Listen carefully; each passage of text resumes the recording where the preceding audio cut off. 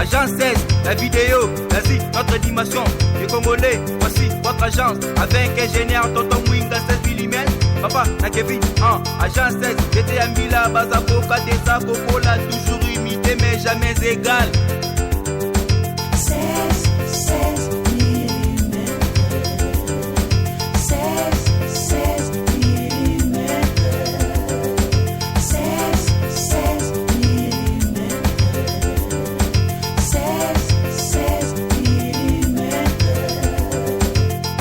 Réalisation, clip vidéo, théâtre et cinéma, publicité, documentaire, magazine, reportage mariage, reportage d'aide et émission.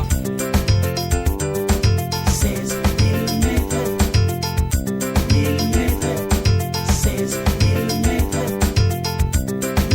Mbote ba chers internautes na biso, mbote bato balingaka Info 16, mbote na bato batalaka que demande le peuple mikolonien, surtout pona kozwa ba actualité, pona kozwa masolo o elekaka awa na mboka na biso, tozwa mibongo na lemba na UDPS le peuple Baiwapi monsieur Valentin Mubake aza ko tenir point de presse boebi tozala kibongo na monsieur Martin Fayulu tozala ki na aéroport na bilili au Bolandaki l'autre fois tozaki na aéroport tina terrain ya Sainte-Thérèse bipai wapi apesaki message na ye et bongo tozalaki lisusu na monsieur Jean-Marc Kabound l'autre fois na UDPS bipai wapi asalaki matinée politique na ye mais le loto ye lisusu awa na lemba na UDPS le peuple avec monsieur Valentin Mubake na point de presse oyo azali na makambo ya koloba pour na peuple congolais azali na makambo ya koloba devant la presse pour ekomela bino kuna ba diaspora pe ba oba kotala biso libanda mboka na ebete totala makamingi awa na Kinshasa o ezali capitale ya République démocratique du Congo totala makana ba pays voisins pe lokola Congo Brazzaville totala makana Afrique mobimba totala makana Océanie boza kolanda biso na Europe na Amérique to na Asie bienvenue na bino nyonso tout que demande le peuple azosenga nini totiki bino chers internautes bolanda nanu message pe point de presse maloba oyo Valentin Mubake à lobby devant la presse congolaise. Question qui parle de positionnement en ce qui nous concerne, parce que nous en appelons à une solution de sortie de crise pour notre pays. On devait plutôt nous jeter des fleurs. Nous avons fait preuve de crédibilité par toutes nos annonces jusqu'à présent. Et je vous rappelle ce que j'avais dit ici, auparavant. Nous vous avions dit que le rassemblement était mort avec la mort de Tshisekedi. Le rassemblement n'était-il pas mort? Nous vous avions dit que le processus électoral nous amènerait au désordre. Ce processus ne nous a-t-il pas amené au désordre dans lequel nous sommes? Nous vous avions dit que le dauphin de Kabila est dans l'opposition. N'est-il pas sorti de l'opposition? Et nous avions renoncé à participer à ce processus électoral, dont nous n'avions aucun intérêt personnel à brandir à ce moment-là. Et pourtant, nous pouvions nous comporter comme tous les autres.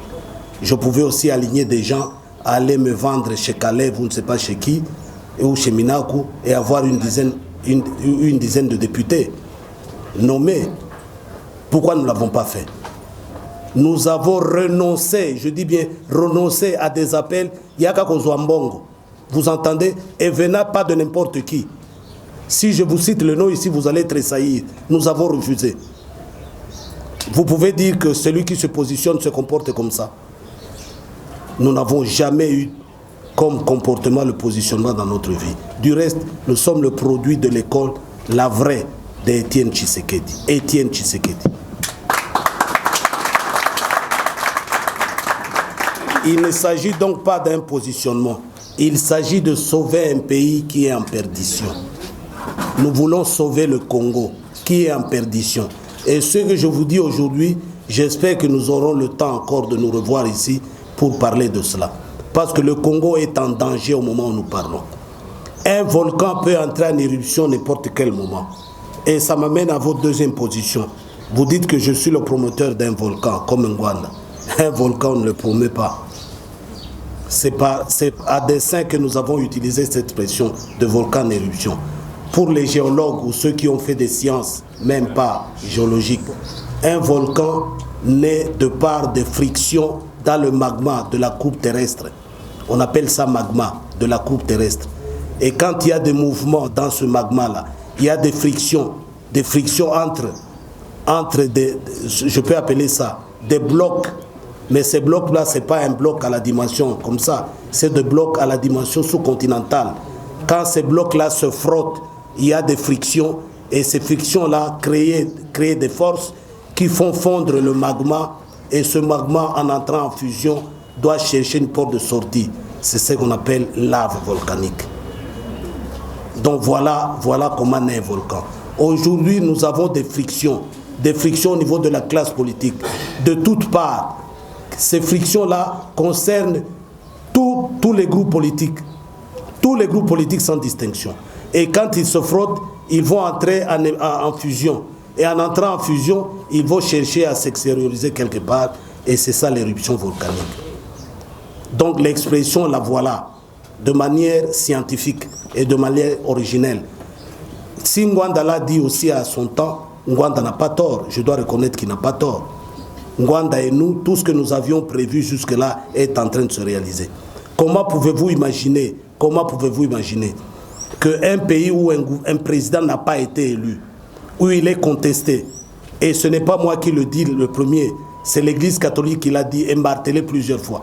Le cardinal Mosengo, sa dernière prestation en Belgique, a tourné autour de ça. Sa dernière prestation. Et il ne l'a jamais contredite. Donc tous ces personnages-là, vous les minimisez. Vous minimisez ces personnages-là de ce niveau de crédibilité.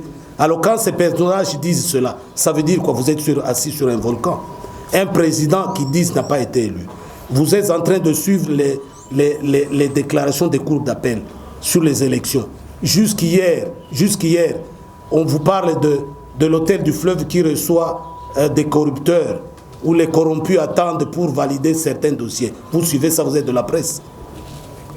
Comment vous pouvez être une institution comme une Assemblée nationale, avec des gens non nommés, et non élus plutôt, déjà nommés? Comment vous pouvez être le Sénat, ce qu'on appelle la Chambre haute, des sages corrompus, reconnus corrompus, non pas seulement par Moubak, mais aussi par le procureur général de la République, qui avait initié une enquête. Et on lui dit, laissez cette affaire-là. Plus rien ne s'oppose à l'installation du Sénat. Où avez-vous déjà vu ça? Ça, c'est un pays, ça. C'est ça le volcan dont je parle, Madame Koyangel. Donc, je ne promeux rien. Ngwanda non plus, je peux parler en son nom sur cette affaire-là. C'est un volcan qui va entrer en éruption, qu'on le veuille ou pas, parce que les frictions sont telles que ça va finir par jaillir à la surface. Et c'est pour bientôt, malheureusement. Un journal à l'année. Qui dépasse le président Valentin Moubaki, Boka et Zali l'actrice, tout le Congolais, à la Ligue de l'attaque aux élections du Sénémaki. Pour la Ligue de Okoakota Mayele, nous beaucoup n'a balinga et nous pour la Koka. Pour le peuple congolais, na Monigo, nous allons na tête au Congolais, na Moyoka, Malam, Dengue, ou Élie, Bokamana. Pour la Moutine, pour Yami Balé, Zali. Pour la Penza et mon ami de le polo, il y a un docteur Tshisekedi. Il y a politique, il y a siège vide. Au politique, au bout de la bitumbo, il y a des bandas dans la capitale. Pour Tokoyoka, merci. On a essayé Betaki. On a essayé Betaki. Yo lobi nangana tia maboko. Et tikaka muke oloba lokola banika bazako loba. Yo zalaki pembeni ya papa. Salisa mwana. Yangote. Nde ya mwana ulingi webisa ngai. Mamango ngebeti. Oebi ngai nafana na kondo Tshisekedi. Ngana benga kasolo bina bi Tshisekedi ezali papa. Yende na kobenga Tshisekedi. Moto mosusu te. Pour ne la confusion te. Kombo wana, c'est un nom valeureux. C'est tout un symbole. Nakopekisa motote azwa kombo ya lingi. Nakopekisa te. Mais biso tokola ka esika moko biso nyonso. Toyoka ka motomoko na libota wana kombo ya Tshisekedi en dehors ya papa. Toyoka yango te. Mikanda pe ezali. Oyo papa a signé oyo ya parti. Jamais kombo na ebima na kati. Boyoki ngai. Donc biso tolobi oya lingi kamata kombo yo lingi mais mibeko pe ezalaka. On ne change pas de nom sans passer par un jugement du tribunal.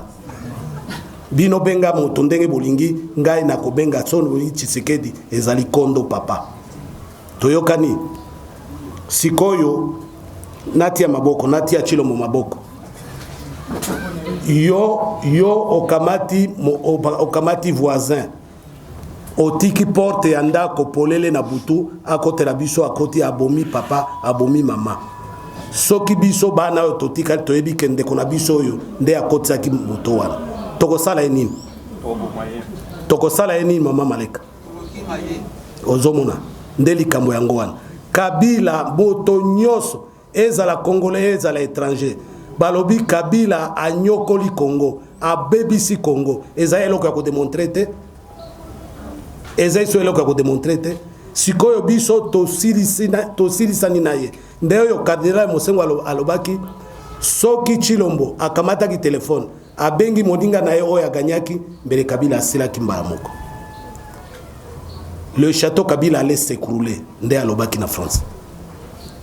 Donc ngamo ko muto naza koloba yango te batu nyonso bazali koloba yango yo kamata Mosengo lokola moto pamba te soka lobili kama ndenge wana yo sikoyo okei ko sekwisa ye o sekwisi ye anyokola lisusu batoyo batikala kilera auti kokufa na otia maboko na ngana makambo ya ndenge wana te nage lokotsa mutu na ngana makambo na ibite oyo na français balobaka l'éternel les aboutissants yo okei mama Maleka moto akamati présidence apesi ya république ya mboka lokola Congo oyo na oti ko décrire awe ezali gratuité yo opesi eloko nini en échange de quoi otuna yete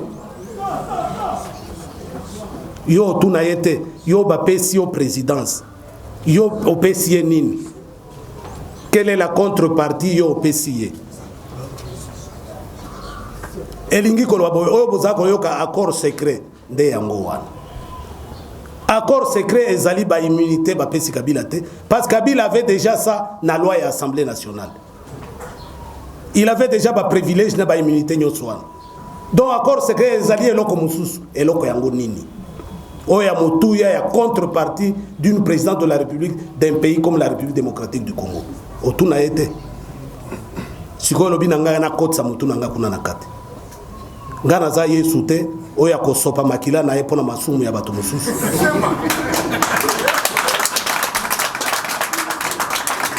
ko Yesu pe azalaki na possibilité ya kosekwa ngara kosekwa te la mort n'a jamais été une expérience. Donc mama Maleka eloko wana ya kotia maboko wana bokeba na yango bino ba journaliste il faut bokebisa bato ba raisonnement wana ezali kokosa bato mingi ba kolanda bino faut bo rectifier eloko wana. Je vous donne deux derniers exemples na likambo wana oyebi na armée soki boza na front militaire boza na 2 km par exemple munguna azali kuna yo général oyekoyeba que lieutenant na yo azali pembeni na yo chaque tongo asalaka ba SMS azali kopesa position na yo na munguna ba bato ozali na bango minduki oza nango baye ko découvrir yango bakosambisa yo te bakomema yo na oyo babengaka cour martiale babeti yo masasi directement si ko sasa attenuante moko ko bénéficier nango te directement cour martiale oyoki or biso bitumba toza nango ezali comparable na situation wana exemple ya mibale oyebi ba juriste bazalia wa je suppose soki mama Maleka ngana ibi eloko na yo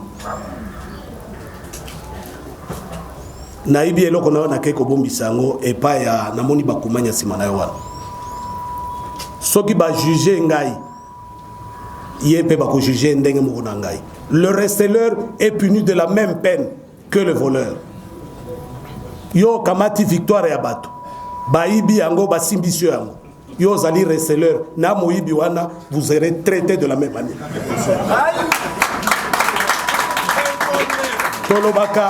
Tolobaka état de droit yango wana nde état de droit yango wana donc ngana koki koloba makambo ya kotia maboko wana te ezali makambo tozo vivre na Congo eleki makambo wana c'est dramatique pour imaginer des choses comme ça. Alors politique ya chaise vide oyebi nga le nazanga na Tshisekedi eloko oyo babebisa biso matoi nango La politique de la chaise vide ne paye pas. Obo kenekuna kota nakati. Olingo changer système kota nakati. Baoyo nyoso bakima UDPS, bakima Tshisekedi. Bakenda kuna bakenda koton sabakiti basuka wapi. Je peux vous citer des exemples même si je ne voulais pas. Les Birindwa, les Kibasa, les Ngalula Pandangila, les tous les Nguns côté Mususwana. Basuka wapi.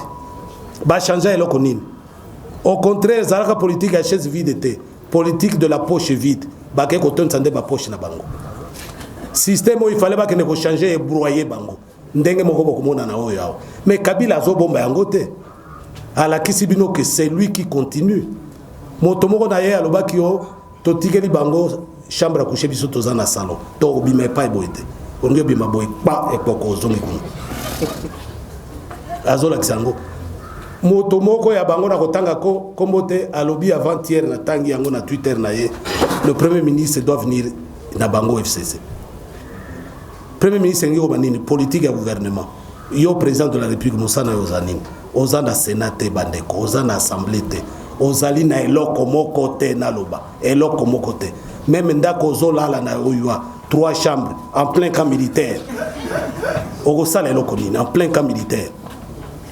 Yo lo banangana kende kokotsa mutu na ngana makamwa. Ezali chez vide te, au contraire, il faut vous féliciter batoloko la bisoyo. Toboya ko accompagner biloko ya buzoba ndengo na pona mboka. Parce qu'il faut qu'il y ait encore des gens qui veulent sauver le Congo. Pour ezali pona bolamo ya biso nyoso na pona bana na biso. Ngai pe nazana ba besoin. Je pouvais avoir ici 2 millions de dollars. Kana keiboye o ba memela ngai mokolo moko boye. Oh kamata transport na bi transport na bi jamais. Bozonga nango. Quoi hein? Ebele nabi bozonga nango. Quoi abi bozonga. Donc baka mwe nabi na kosimba wana te. Ça c'est de la corruption et on ne peut pas me corrompre. Je vais rentrer comme je suis venu. Bon mon aki banda wana hélicoptère de commandement nangai kimbala balanga wana. Ça roule et je roule avec et je suis fier. Maman Maleka Toyogani. Merci. Dans le texte, j'ai lu table ronde de sortie de crise. Je voudrais que vous nous précisiez les concepts que vous avez retenus. Qui va la convoquer?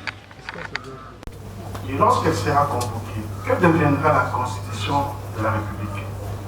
Et la dernière question, j'ai vu que vous vous êtes passé dans le même groupe que Honoré Mbanda avec son apparicot.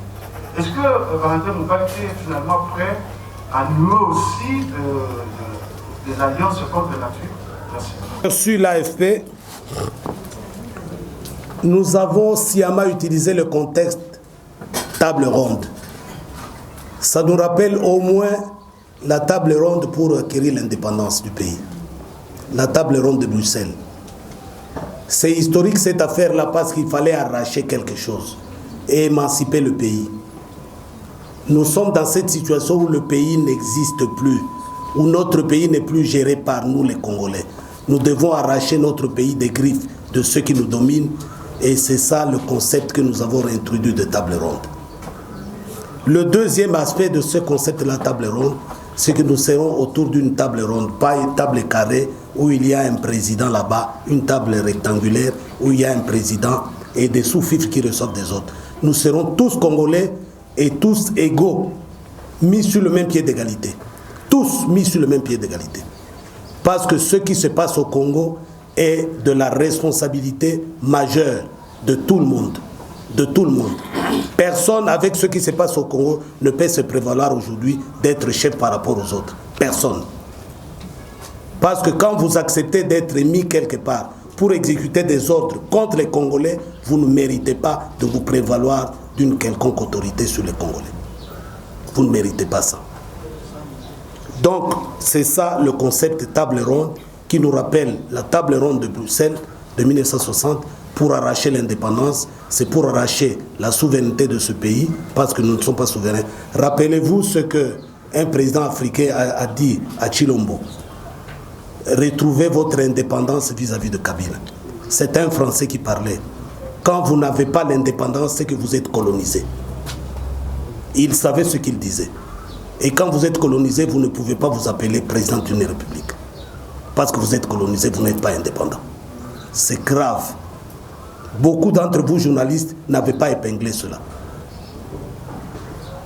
Quelqu'un d'autre a utilisé par la suite, émancipez-vous, pour atténuer un peu.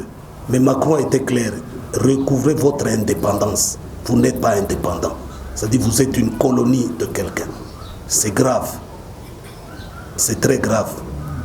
Donc il faut arracher cette souveraineté-là, comme à la table ronde de 1960. Qui va la convoquer? Nous avons mis sur la table une réflexion et nous en appelons la communauté internationale. La communauté internationale, ça fait 20 ans qu'elle est au Congo. La MONUSCO est là. Et cette communauté internationale, à travers la MONUSCO, nous ne savons pas quel est le résultat de son établissement au Congo depuis 20 ans. 20 ans. 20 ans.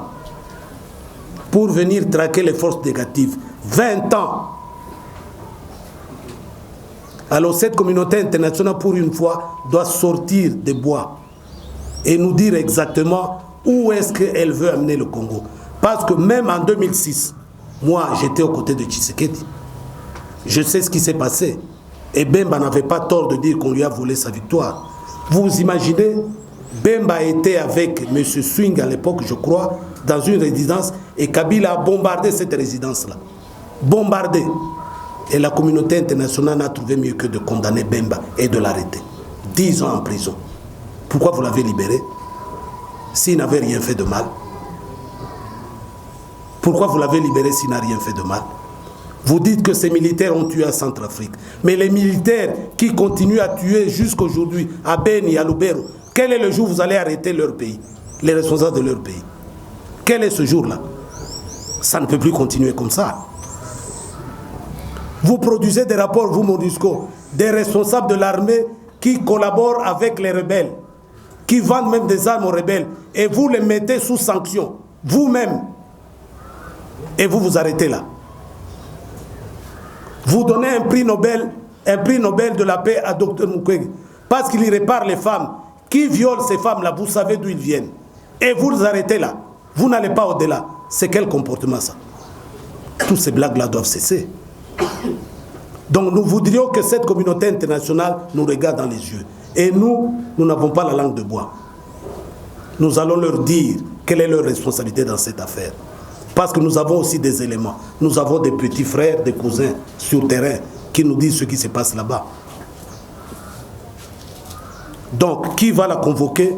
Nous mettons cette réflexion sur la table, que la communauté internationale, qui a une lourde responsabilité sur ce qui se passe au Congo, prenne cette initiative-là.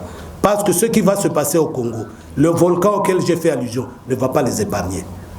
Ne va pas les épargner. Quelle sera la constitution du pays? Les Congolais autour de la table ronde vont décider de la constitution du pays. Mais il y a des pays qui ont résolu cette question-là.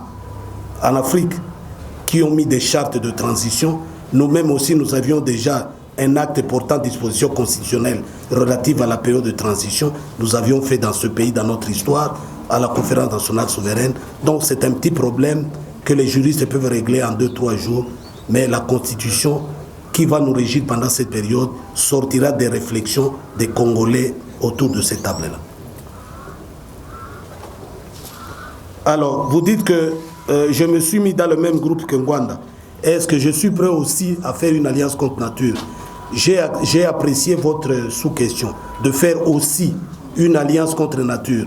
Il y a donc une alliance contre nature quelque part. Merci pour votre nuance. Moi j'ai épinglé, dans le groupe où je suis, j'ai épinglé les gens qui luttent pacifiquement, qui étaient contre le processus électoral et qui combattent ceux qui sont en train de maltraiter le Congo et les Congolais. Et j'ai épinglé les têtes d'affiche. Moi, j'en fais partie, je pense. Et il y a d'autres qui en font partie. Je constate que Justine Kasavubu en fait partie. Je constate que Damien Kalura en fait partie. Je constate que Mokonda Bonza en fait partie. Je constate que Honoré Ngwanda en fait partie. Alors, je ne sais pas si ça va aller automatiquement à une alliance. Non. Nous sommes des gens qui parlent et qui revendiquent le droit des Congolais. Bonjour, Président. Bonjour. Veuillez vous présenter, s'il vous plaît. Monsieur, s'il vous plaît. Bosco, le Bon Journal. Tout ce que vous venez de présenter, il a signé le tableau sombre pour notre pays.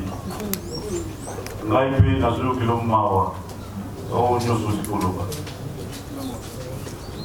Naïve à la solo na malobanaï, les débats des mois existent.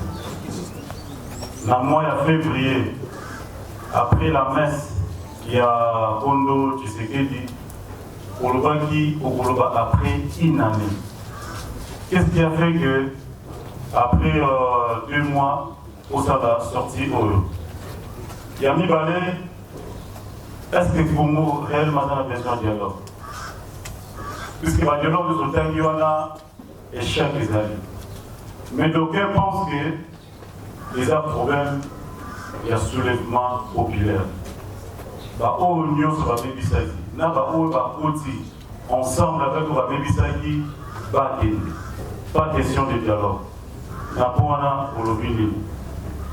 Et puis, il a autre chose pour avancer.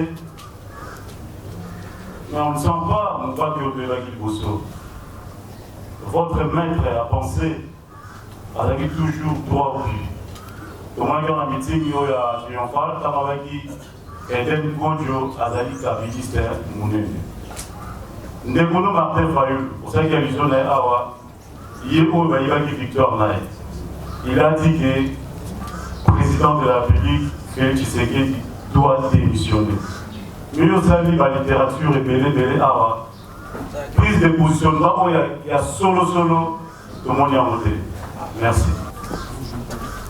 Koyokelanga mawate ngana za vertébré yokelande Congo mawa po biso tokoleka Congo na biso yo il faut etelema pona bana na biso na bakoko na biso ya solo devoir de mémoire ezali na lobaki na koloba après une année na kanisaki que dans l'entretemps corps ya Tshisekedi kozala déjà enseveli métis ko eloko mokote yanga na biso na continuer kozela boye na kozela tika na sala mosala oyo Tshisekedi alakisa ngai pona oyo wana akufaka tika na kundula ba mémoire na ye na meka ko encadrer population congolaise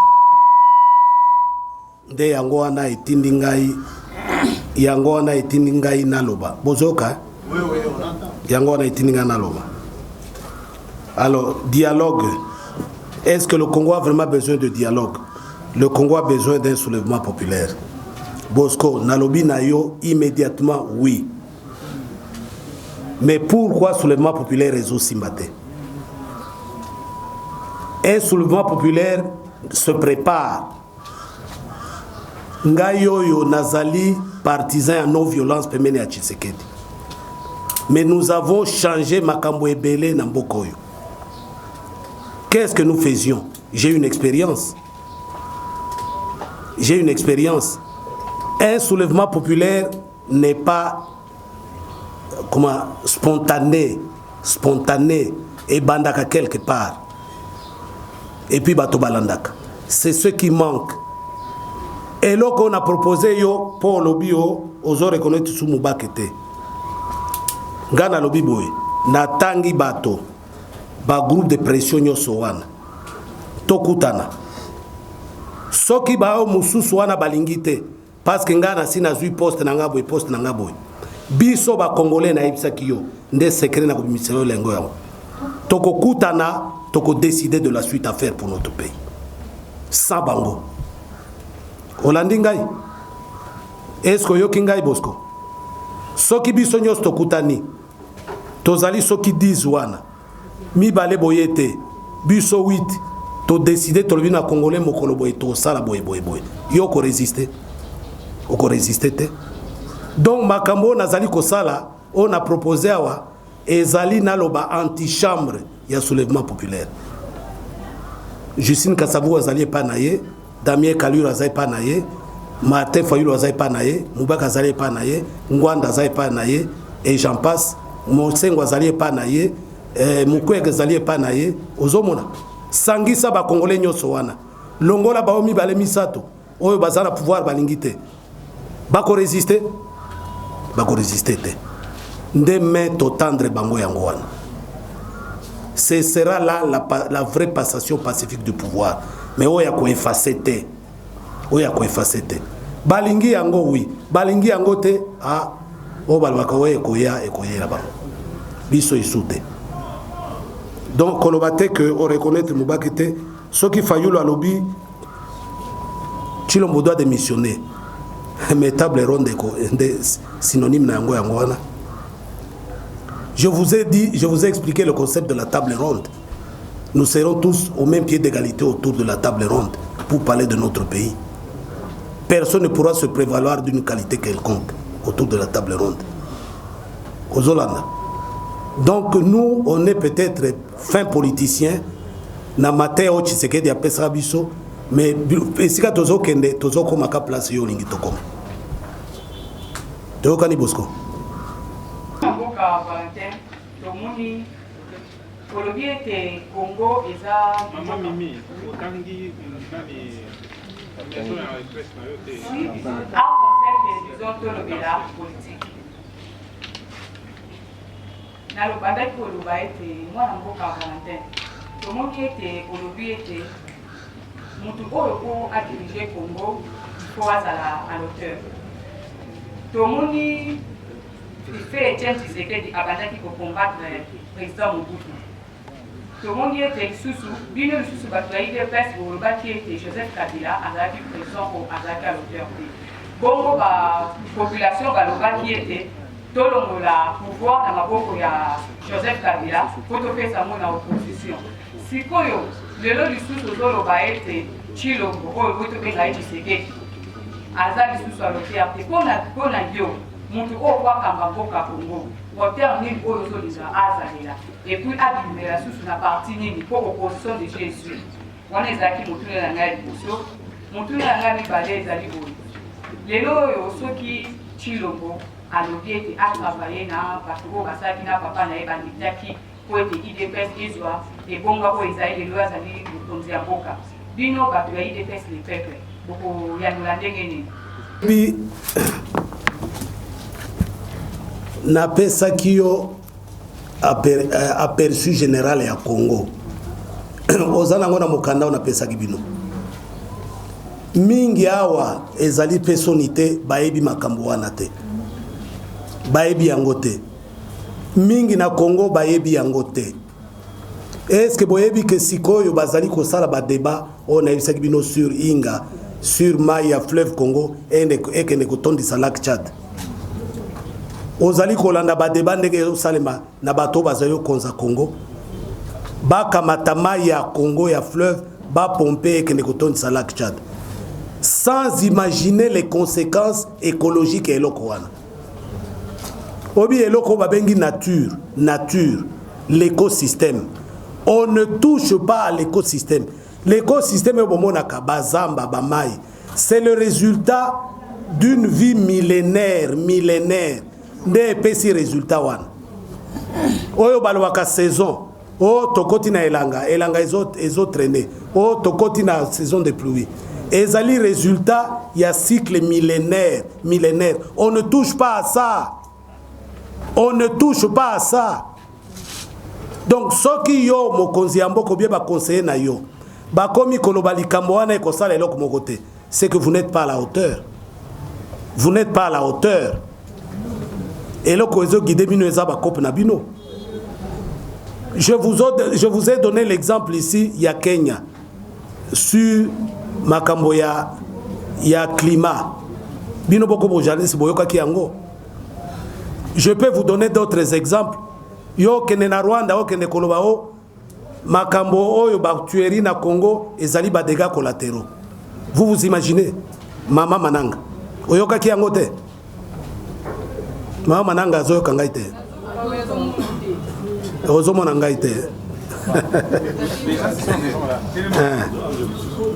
o kene koloba ezali dégâts collatéraux oyo bato bazo kata kingo mikolo nyoso na Beni na Lubero ba bébé bazali kobo mama ono ba ezali des dégâts collatéraux. Est-ce que ça n'a encore yebi makambote? Vous n'êtes pas à la hauteur. Vous n'êtes pas à la hauteur. Po biso to melaka mai na mon côté. To bomaka mai na mon côté. To lo ba makambo polele.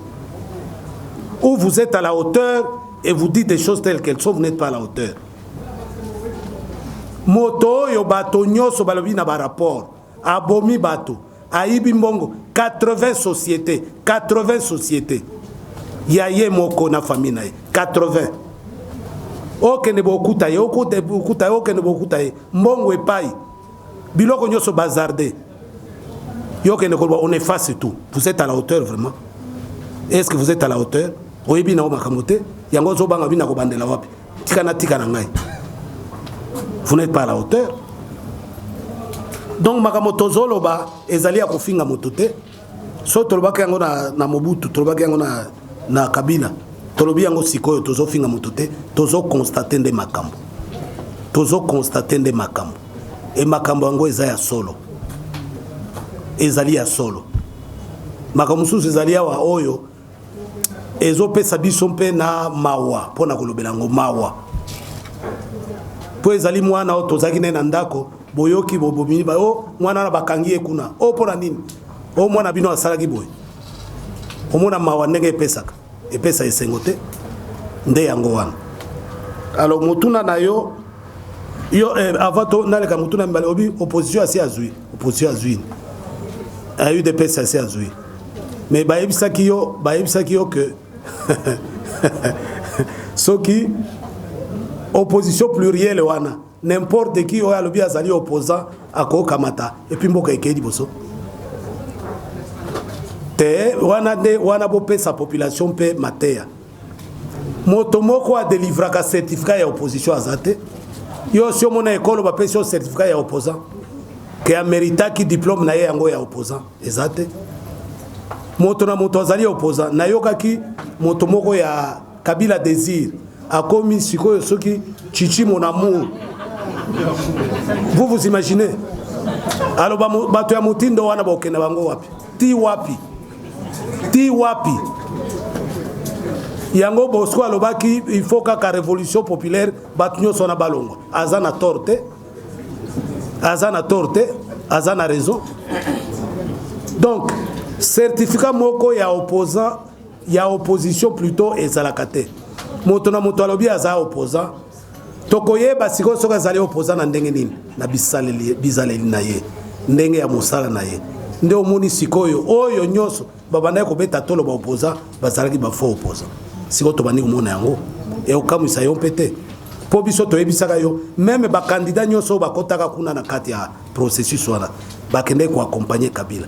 Bazwaka bambongo ya Kabila babandai ko sala na ye alobimbo yo kota osala mosala boy yo kota osala mosala boy yango emonani mais biso to monaki yango déjà avant.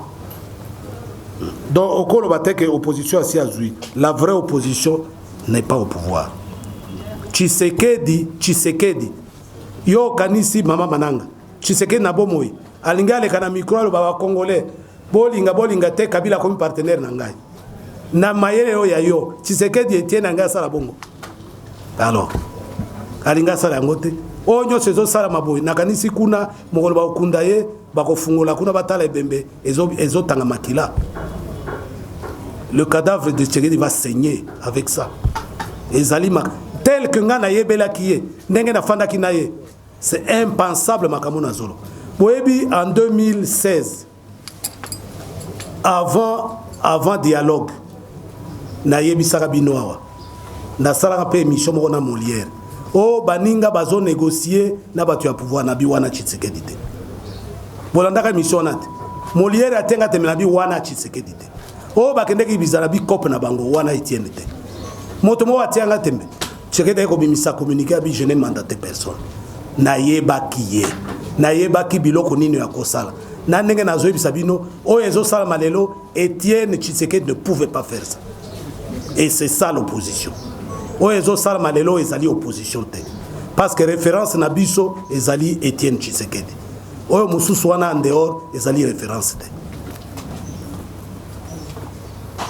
Alors, Chilombo Azui na biso de pèse le peuple toboni ndenge nde kotia maboko yango na lobaki awa yo tininga na kotia maboko na makambo nga na yebi les tenants les aboutissants na kota kuna te parce que Tshisekedi ye moko leader na biso alingaka ndima yango te songa na koti kuna et c'est trahir la mémoire de Tshisekedi, c'est trahir Tshisekedi et trahir tout un peuple le Congo. Je ne le ferai pas. C'est trahir le Congo et les Congolais na kosala yango te toyokani. Merci. Il vous a demandé cette table ronde qui la convoquera. Vous avez parlé de la communauté internationale. Et c'est la même communauté internationale que vous êtes en train de fustiger. Vous dites qu'elle continue à coloniser le pays. Mais c'est à la même communauté internationale que vous voulez recourir pour qu'elle vous convoque cette table ronde. N'est-ce pas là un paradoxe?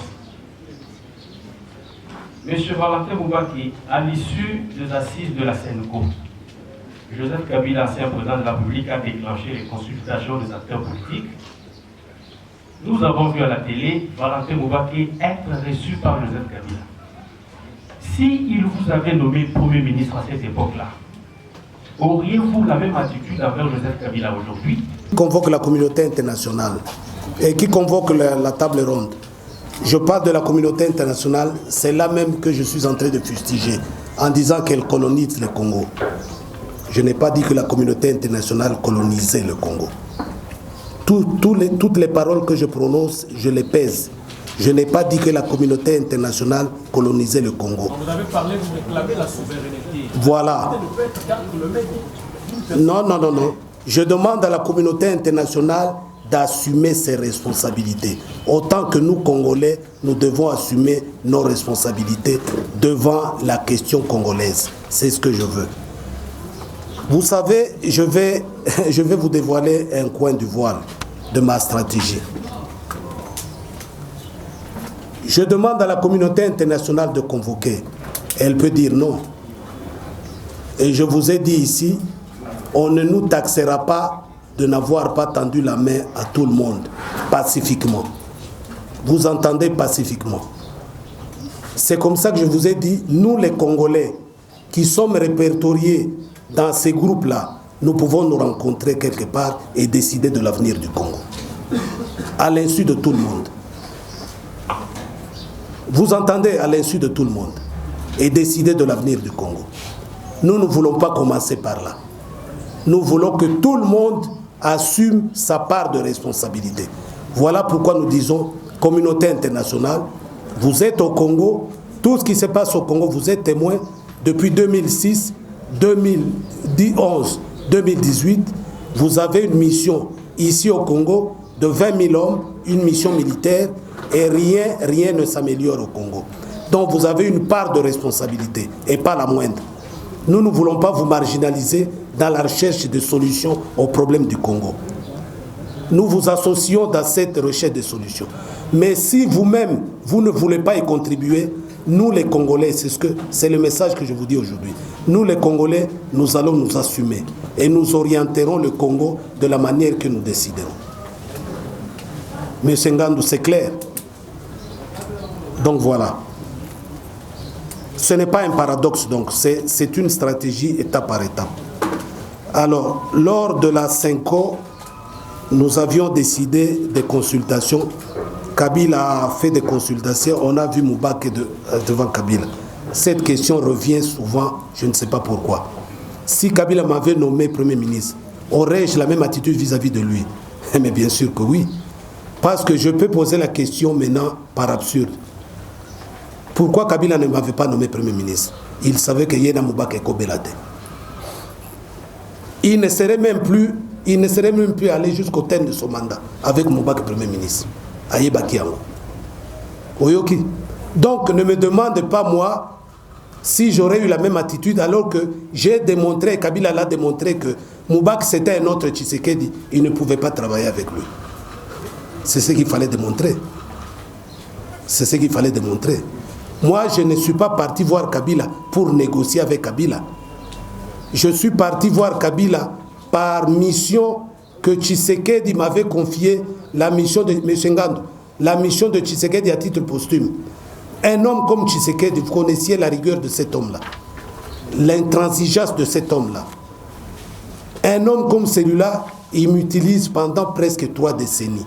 Il me confie des grandes missions, sans discontinuité, une confiance absolue en ma personne, ma modeste personne.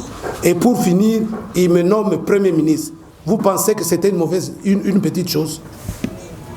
Pour Kabila Moubake, c'était un autre Tshisekedi. Et quand Tshisekedi me nomme Premier ministre, je vais voir Kabila, qui est en consultation pour ce faire, pour lui dire c'est moi le Premier ministre. Kabila constate que celui-là, non. Mais c'est la démonstration qu'il vous fallait, M. Ngandou, pour dire que Kabila ne pouvait pas me nommer parce que je ne pouvais pas cohabiter avec lui. C'est démontré. Et il s'est rabattu sur le maillot faible Tchibala. Et vous connaissez la suite. Vous connaissez la suite. Donc je suis fier d'avoir tenu tête à Kabila, de lui avoir dit des vérités, que d'ailleurs j'avais dit devant la presse, que j'avais révélé devant la presse, je n'ai rien caché. Et jusqu'aujourd'hui, je continue à dire Kabila ne peut pas me corrompre. Comme pour dire, oh ya corrompre nga abota mananote, la Congo. Abota mananote. Je suis le seul de la classe politique pour dire ça. Le seul, et je le répète chaque jour. Et je vous demande chaque fois que vous accordez des interviews à ces politiciens. Mais bon, rappelez la Kabango Yangote. Moubaki alobaki boye, est-ce que yon peut koloba yango? Que vous en avez un ya Kabila te. Répétez ça et vous verrez comment les gens vont commencer à bêta minoko. Mais bon, vous avez un courage wanate. Po boyebi. Donc, M. Ngandou, c'est ça la réalité. J'aurais eu la même attitude que Kabila. Et Kabila a bien fait pour lui de ne pas me nommer Premier ministre. Parce qu'il savait quelle aurait été la suite pour lui. Par rapport à l'assistance Odo et ça va dire table ronde à transition. Alors, la ministre Odo, nous a déjà dans mon Kambiambo par 3 acquis le 30 décembre 2018. Est-ce que les qualificateurs de rente à transition est possible dans le lenge il devait se faire des zones qui ont amené la campagne? Question à l'Ibalais Ali. Tomoni Yobomo Ozali ou assistaki na tsuku na yo likabo ya passation ya pouvoir ça va mala monter. C'est la bande de biélé la CP a quitté Tisiko va être réclamer pouvoir na bango maniki. Alors pour la dignité il devait se faire puis au koko sangana batwana pour ça la combat moko ensemble voir aboutir likabo ya table ronde pe eyo kana kilo ba lenge makalisi il devait se faire. Merci. So lobi tozali déjà na mokonzi ya mboka. Est-ce que makambo tozolo ba ekosimba? Mais mokonzi ya mboka yo moko zomona ndenge mboka yango ezokende yango nazali kosenga na bino ba journaliste mosana bino pe bosaka ba analyse objectivement mboka oyo penza ezali kotambola 4 mois yango yo premier ministre ayebani te gouvernement kuto yebani te na yo kyo ekobima lelo tolobi premier ministre avant 100 jours esila bongo fonctionnement nango ekozala ndenge nini soki déjà konomé kaka ekamati 4 mois bongo fonctionnement ekozala ndenge nini ko ezamboka ekotambola ezotambola te il faut bo reconnaître yango bo posaka pe ba question wana na bao bolobi bazokama mboka ezotambola te mboka ezotambola ka boye te donc koloba te que tozala mokonzi ya mboka wana tala makambo ndenge ezoleka bao bazo contester yango est-ce que koyeba ke oyo nde baponaki oyo nde azo réclamer so bozomona ndenge ba affluence ezali ya bamas bozomona yango te est-ce que bozomona yango te est-ce que zokosa pas seulement à Kinshasa mais à travers le pays en Europe n'en parlons même plus en Occident n'en parlons même plus bomona ki yango et vous négligez ça vous fermez les yeux devant cette réalité là ça c'est la réalité socio-politique ya Congo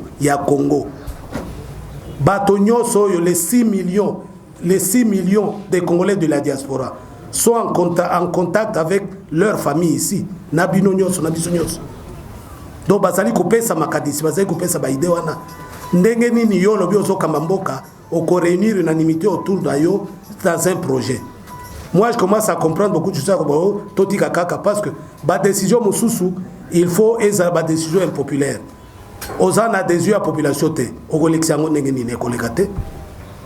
Alors la meilleure solution de dire non, oublions tout. Nde yango wana ezali stratégie ya ko échapper, ko affronter la réalité. So boyeba kité. Parce que pour diriger le Congo, il faut prendre des décisions impopulaires. Or, pour la décision de Bandi Mayango, il faut adhésion à Bato. Mais Bato Yango Bazana Yote. Au collègue, ça va décision en Dengenin. Oh, et façon tout. Des stratégies en Gonati. Même si ils ont sauté, ils ont freiné, ils ont patiné. Donc, maman Rebecca, tous déjà dans mon Ozéambo qu'ils allaient argumenter. C'est ça ce qu'on dit faire la politique de l'Autriche. Au Kangi Misoboye, au Tieboye, aux hommes en réalité, Moboy qu'on reconnaîtra. Cette réalité va vous exploser à la figure tôt ou tard. Et c'est ce qui va se passer dans ce pays. Tolwakape Munokonabi Songanga.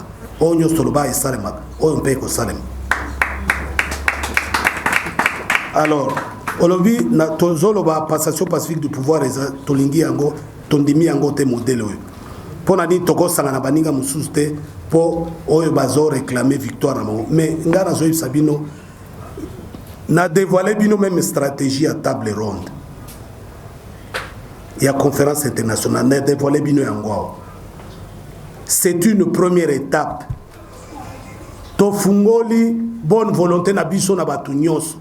Bato nyonso oyo bazoloba bazobundela pona Congo tokamati bato oyo bazoloba bango nde bazokonza Congo et pourtant ils sont contestés totie bango pe na groupe boya to sauver Congo soki bino bondimi te bolobi bino boza déjà mikonzi bokoya te biso oyo totikali na force oyo toza nango tokodeside na avenir ya Congo sans bino boko résister mpete bokomprendre yango te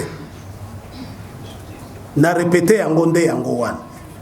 Donc biso première étape de lobi boya toyokana pona Congo na bino nyonso na biso parce que problème ezali mboka ekokende boyete na oyo babengaka équilibre instable en physique omoni micro yo soki na tia yango boy il faut ekweya ezali na équilibre instable il faut ekweya et qu'on retrouve équilibre stable nango par rapport à centre de gravité nango.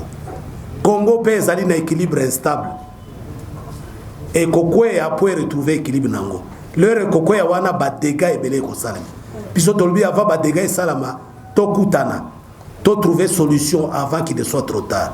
Mais soki bino boboy mingi balingi likamboyo o biso tozoloba to kutana ndeur ya bino to ko décider pe na avenir ya Congo. Population pe ko landa biso. Voir journaliste de CCTV. Question à Harry Bosso, président Moubaké, au lobby qui est aux Anabas. Donc, départ de l'autre aux Anabas, qui va faciliter vos informations. Donc, ça, n'a pas si à nos informations et permettre de rendre fort. Bisous, peut aux Anabas. Oyo, va filer la rayo, va payer la information à ce général. Tolingi Oye Bissa, mon qui m'ont pas passé au Landayo, on va soutenir le combat. Batu, Félix a tiré la rayo. Félix a tiré la bateau. Bon, solo là, il y a Batouana, et puis position par rapport à la démarche à Félix, le soutien à Félix, le soutien, mais fort à son pour saigner pas réaction plutôt, ils allaient. Deuxième question, toujours par rapport à table ronde.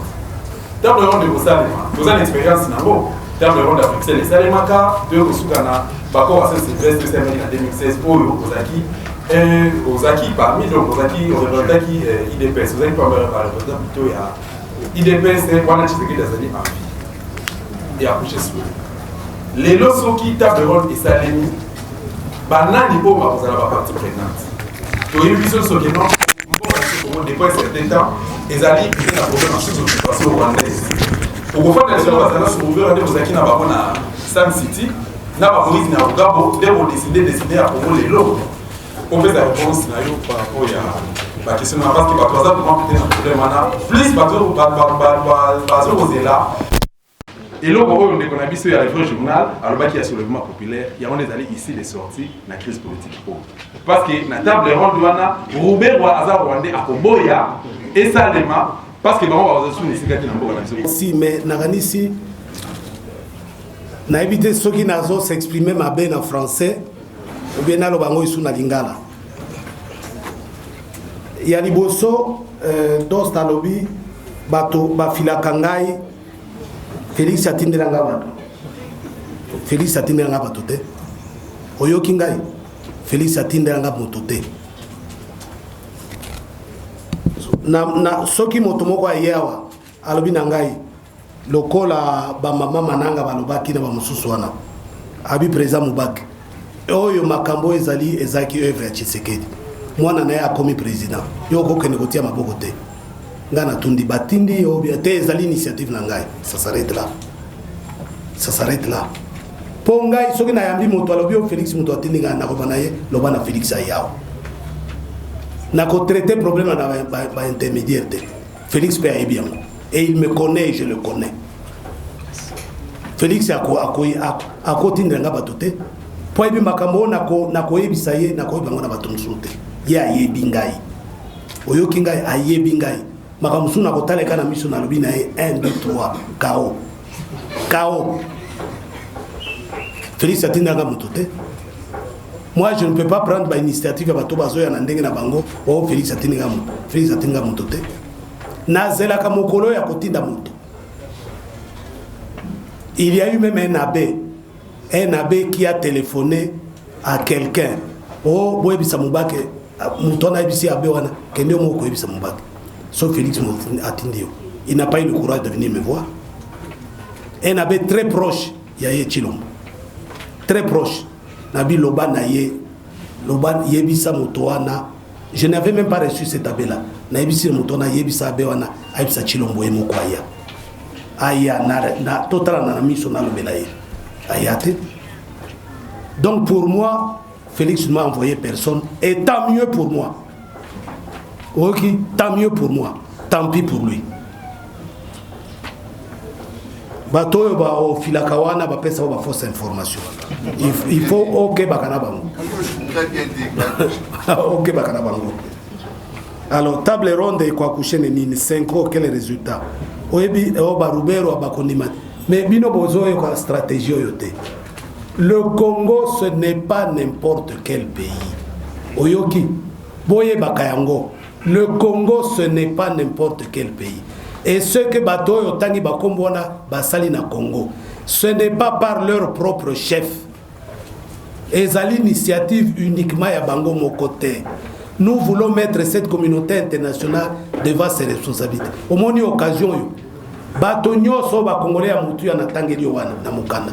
Tolobi toyokana. Bato wana bayete. Mais tokokoma na instrument populaire, il y a ba Congolais ya solo. Ba ko résister te. Ozoka stratégie nde ya ngwana. Biso ba Congolais sikoyo to fungula miso to kutana. Décidons du sort de notre pays. Bamoussou Souana Soki Bandimi, Baye, nous les associons. Bandimité, nous décidons de notre pays. Et on ne nous accusera pas d'avoir écarté qui que ce soit, ou tel groupe que ce soit. On comprend, c'est stratégique. Voilà, chers internautes, que demande le peuple Nazasir, Bosepela qui vraiment mingi na émission Oyo, ceux qui Bosepela qui nango, bo s'abonner, na bandi ete bauti kolanda point de presse, il y a monsieur Valentin Mubaki, nécessité vraiment, il y a table ronde internationale suite, il y a élection, où il est qui le 30 décembre 2018, ici, Nambour Alabiso, soulèvement populaire à Lobby Yango, ils appellent solution pour que le peuple azalamalamou. Makambo Ezakoleka Nambour Alabiso, ceux qui Etienne Tshisekedi azalaki pour le peuple alingaki asepelate. Le corps alingaki asepelate selon lui le corps ou la dépouille mortelle d'Etienne Tshisekedi ezako saigner pour le peuple. Balobi le peuple d'abord, to se prendre en charge en tout cas, to telema pour la mort à la biso, bino batu boza libanda mboka pi bino bato boza awa, to sunga Congo, to sunga yango malamu. Ezalaki bongo de grâce pinga la signorita votre humble présentatrice muto amesana ko commissaire la bino ba message Ebimaka et pas les politiciens na biso bozalaka informé 5 sur 5. Alors ceux qui bossent pas qui vraiment l'information au mingi au pesa merci na tonton Mwinga 16 au pesa merci na équipe technique Mumbaya Info 16 au pesa merci na de grâce pinga la signorita Mwana Mongala. Alors bon sapeur Alex, merci de nous avoir suivis balobi, continuez ka kola tsaba na mboka, continuez ka côté kabilo kwa bien 8 à Turquie. Quant à moi de grâce pinga la signorita émission est soutien. Bye. Agence 16, la vidéo, vas-y, notre animation. Les Congolais, voici votre agence. Avec ingénieur Tonton Mwinga 16 mm. Papa, na Kevin, agence 16, j'étais à Mila, Bazaboka, Desa, Kokola, toujours imité, mais jamais égal. 16 mm. 16 mm.